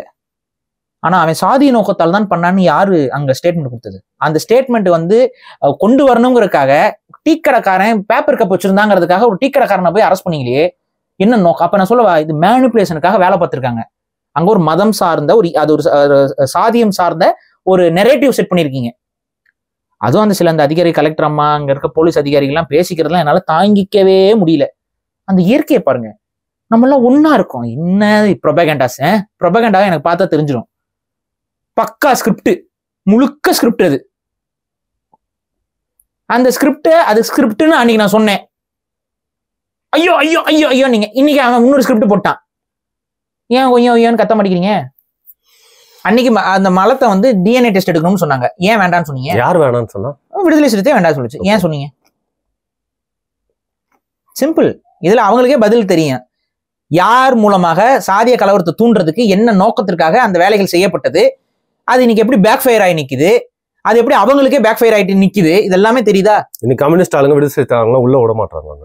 ஒருத்தங்க சாவு பாவங்க, அவங்க பெணம் வந்து இருக்கு, அதே கூட சரியா எடுத்துட்டு போக முடியும். அதைத்தான் நான் சொல்றேன். தேவையில்லாத ஒரு சாதிய சிக்கலை முரணை ஏற்படுத்தி அந்த ஊர் மக்களுக்கு பெரிய நெருக்கடியை உருவாக்கி இன்னைக்கு மதுரை அப்படி ஆயிடுச்சு ஒரு 2 நாளைக்கு. அதான் சொல்றேன். ஒரு விஷயம் நடக்குது அப்படின்னா அந்த விஷயம் அதோட நோக்கம் என்ன, காரணம் என்னங்கிறத பார்த்து மக்கள் அவேர் ஆகுங்க. எடுத்தவொடனே நியூஸ்ல வந்துருச்சு சாதி எல்லாரும் இது பண்ணிட்டான், அதெல்லாம் பண்றான், உடனே நீயே இறங்கி சண்டை போடுறது. உன்னை பிரிக்கிறதுக்காக அந்த வேலையை பார்க்கறான். அப்ப யோசிச்சு முடிவெடு. அங்க என்ன நடந்துச்சு, எது என்னன்னு கொஞ்சம் விசாரிக்காம முடிவெடுக்காத. இவ்வளவுதான் நான் சொல்றேன். இப்ப அந்த பிரச்சனை அதான் நடந்திருக்கு. இன்னைக்கு என்ன அப்பாவிகள் புடிச்சு கொண்டு போய் உள்ள போட்டாங்களா? அவங்க என்ன சொல்றாங்க, அவங்க டேங்க் மேல ஏறி இருக்கிறாங்க, அதுதான் ஆதாரம். டேங்க் மேல ஏறி போட்டோ எடுத்திருக்காங்க பசங்க. உடனே இவங்க தான் கலந்தாங்க. என்ன கலந்தவன் யாருன்னே தெரியாது. தேவையில்லாம பாலிடிக்ஸ் பண்ணி இழுக்கும் போது அப்புறம் பழிகாடா பண்ணுவான்ல, கேஸ முடிக்கணும். என்ன நடக்கும்? ஒடுக்கப்பட்டவர்கள் தான் திரும்ப அங்கதான் மாட்டுவீங்க. அதுதான் நான் சொல்றேன்.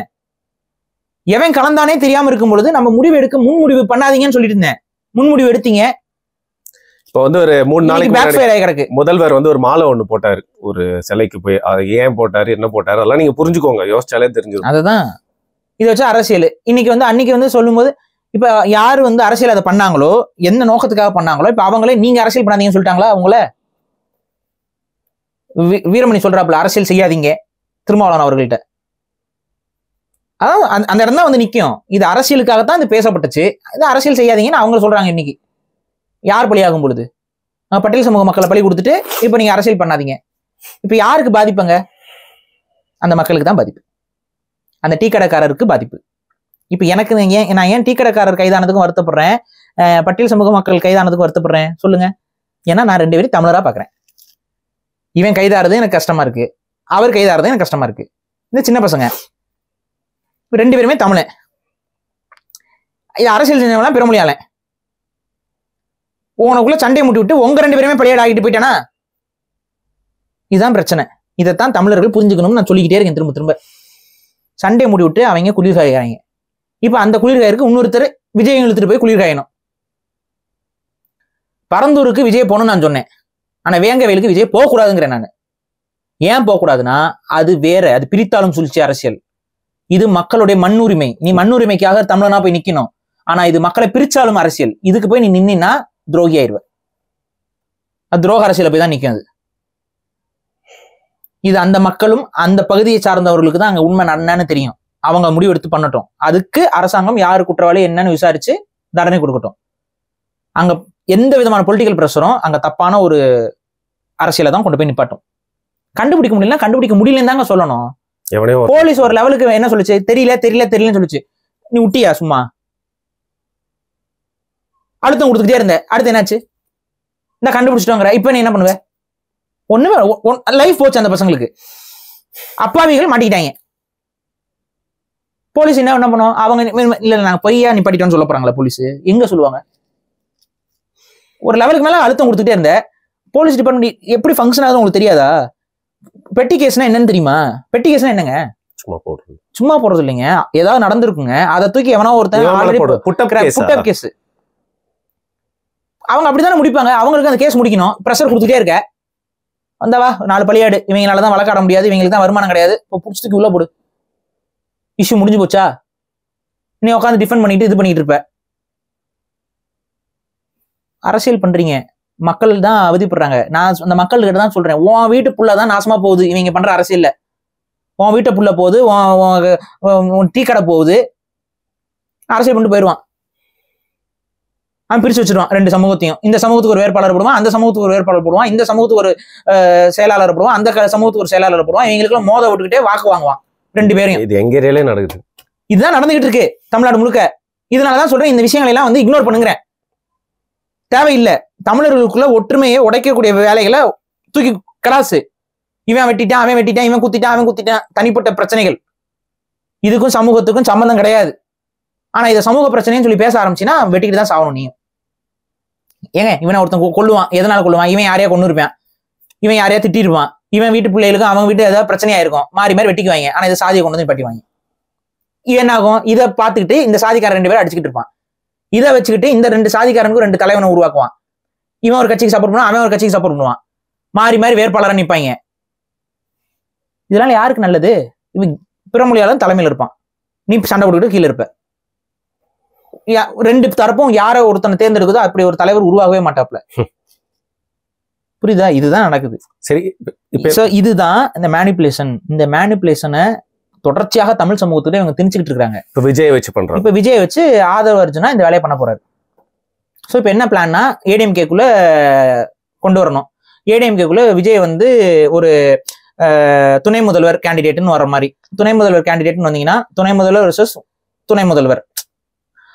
அப்ப உதயநிதி விசஸ் விஜய்னு வரும். அது வந்து விஜய்க்கு பிளஸ்ஸா போய் முடியும். அதுக்கு அடுத்து வந்து பாத்தீங்கன்னா ஏடிஎம்கேவோட ஜாயின் பண்ணீங்கன்னா ஈஸியா டிஎம்கே வீழ்த்தலாம், கன்சால்டேட்டடா வாக்குகள் ஒரு பக்கம் சாயும். ஸோ விஜய்க்கு வின் சுச்சுவேஷனா போயிடும். இதுல ஆதவ அர்ஜுனாக்கும் ஒரு எம்பி சீட் வாங்கிட்டு போயிருவாப்ல, ஒரு எம்எல்ஏ சீட் வாங்கி நான் தான் இதை பண்ணேன்னு சொல்லிட்டு அரசியல் பண்ணிக்கலாம். தமிழன் தலையில ஏறி உட்காந்துக்கலாம். புரியுதுங்களா? தமிழன் தலையில ஏறி உட்காந்துக்கிட்டு அதிகாரத்தை வச்சுக்கிட்டு அப்புறம் அவனை நசுக்கலாம். அதுக்கப்புறம் ஒரு மீட்டிங்ல வந்து சொல்லலாம், ரெட்டி பசங்க எல்லாம் வாங்க, வேலை வாய்ப்பு நாங்க வரோம், எங்க கிட்ட வந்து சொல்லுங்க, நாங்க உங்களுக்கு வேலை வாய்ப்பு வாங்கி கொடுக்குறோம்னு சொல்லி பேசலாம் அவங்க சாதி மாநாடுல. அப்படித்தானே? அதுதான் நடக்கும். இதுக்காக தான் இவங்க வேலை பாக்குறாங்க. மக்கள் தெளிவாகுங்க, அதான் நான் சொல்றேன். சரி, இதுல வந்து பாத்தீங்கன்னா சில கட்சிகளோட பேரே அடிபடல, அவங்களோட பங்கெல்லாம் வரக்கூடிய எலெக்ஷன்ல என்னவா இருக்க போகுது அப்படிங்கிறது ரொம்ப கேள்விக்குறியா. ஜெனரலி சொல்றேங்க, இப்ப நம்ம பேசின கட்சிகள்லாம் தவிர்த்து நிறைய கட்சிகள்லாம் இருக்கு. அவங்களோட பார்ட் என்னவா இருக்க போகுது வர எலெக்ஷன்ல புரியவே இல்லை. ரொம்ப கன்ஃபியூஸ்டான தேர்தலா இருக்க போகுது. வந்து அடுத்த தேர்தலில் ஜெயிக்க கூடாது அப்படின்னு நினைச்சா ஏதாவது ஒரு பக்கம் கன்சால்டேட் ஆகணும். வாக்குகள் கன்சால்டேட் ஆனா மட்டும்தான் திமுக தோக்கும். தனித்தனியா உதிரியா நிற்கும் பொழுது அது ஓகே, ஒரு கொள்கை கோட்பாடாக நான் நிக்கிறேன் அப்படிங்கும்போது அது தனியா தான் நிக்கணுங்கிற ஒரு சுச்சுவேஷன் அமையும் போது அது வேற. பட் அப்படி நிக்கிற ஸ்டாண்ட் வந்து டிஎம்கேக்கு ஹெல்பிங்கா தான் போகும் இந்த தேர்தலில். அது யார் நின்னாலும் அப்படிதான். ஒன்னா நிக்காம கூட போயிடலாம், ஆனா நின்னா அது டிஎம்கேக்கு தனியாக நிற்கும் பொழுது டிஎம்கேக்கு சாதகமாக தான் போய் நிற்கும். இதுதான் சொல்றேன். ஓகே, ஸோ எலெக்ஷன் முடியறதுக்கு நம்ம லீவ் எடுத்துக்கலாமா? ஏன் போயிட்டு ஜாலியா வந்து ரெஸ்ட் எடுத்துட்டு வரலாம்? தெரியலங்க, ரொம்ப கன்ஃபியூஸ்டா இருக்க போகுது இந்த தேர்தல் விஜயோட வரவு அப்படிங்கறதுனால. டிஎம்கே வெர்சஸ் அதர்ஸ் இருந்துச்சுன்னா டிஎம்கே அடி வாங்கிடும். டிஎம்கே அடி வாங்கினா தான் நீங்க வந்து தமிழ்நாட்டுல ஒரு அரசியல்ங்கிறது கொஞ்சம் கரெக்டா இருக்கும். ஏன்னா டிஎம்கே டைம்ல என்னென்ன அட்ராசிட்டிஸ் நடக்குதுன்னு உங்களுக்கு தெரியுது. ஸோ இப்போ டிஎம்கேக்கு எதிராக ஓர் அணியில் எல்லாரும் சேர்வதுதான் சரியாக இருக்கும். பட் அந்த மாதிரி நான் சேர்றதுக்கு நிறைய சிச்சுவேஷன் பிரச்சனைகள் இருக்கு. அப்படி இல்லைன்னா கொள்கை கோட்பாடு எனக்கு முக்கியம், நான் தனியா நிக்க போறேன், நோ இஷ்யூஸ். எல்லாருமே அந்த மாதிரி தனித்தனியா நின்னா டிஎம்கே தான் ஜெயிக்கும். சரி, ஓகே. அட்லீஸ்ட் குறைஞ்சபட்சம் விஜய் இவங்க கூட்டணிங்கிறது திமுகவை வீழ்த்துவதற்கு கரெக்டா இருக்கும். ஆனா அது வந்து தமிழ் தேசியத்திற்கு இதுக்கு எந்த பயன்பாடும் இல்லாம போகுது. புரியுது, அதான் சொல்றேன். சிச்சுவேஷன் வந்து ரொம்ப டிஃப்ரெண்டா இருக்கு. ஆனா இன்னும் நிறைய நாள் இருக்கு, நிறைய சிச்சுவேஷன் நம்ம இதை பத்தி வந்து நிறைய காணொலிகள் பண்ண போறோம். மிக்க நன்றி பாரி, ரொம்ப முக்கியமான ஒரு காணொலி. நன்றி.